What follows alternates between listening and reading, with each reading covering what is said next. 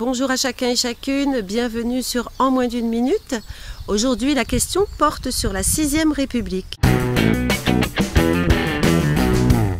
Monsieur Mélenchon, vous aimeriez que le pays passe à la 6e République.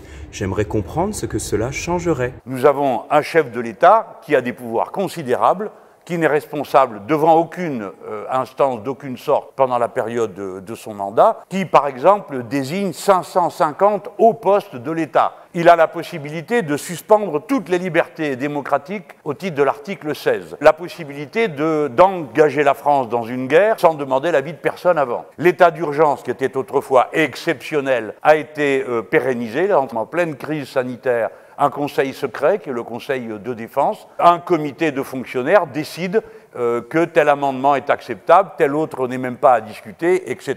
Ce texte, vous voyez bien, il est tellement concentré, il est tellement aux yeux de tous une confiscation du pouvoir populaire que c'est une abstention gigantesque. On organiserait la convocation d'une assemblée constituante avec des députés, naturellement à parité, hommes et femmes.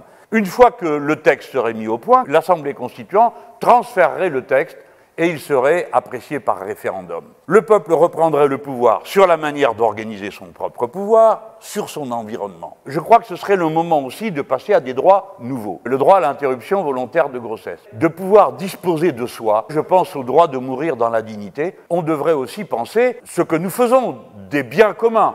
L'eau, l'air. On reconnaît des droits et on protège dans des conditions extrêmement strictes ces biens communs. En reprenant le contrôle sur nos vies, sur notre être, sur nous-mêmes, sur la société, sur les biens communs, en quelque sorte, faire une constituante, ce serait rendre la France à son peuple.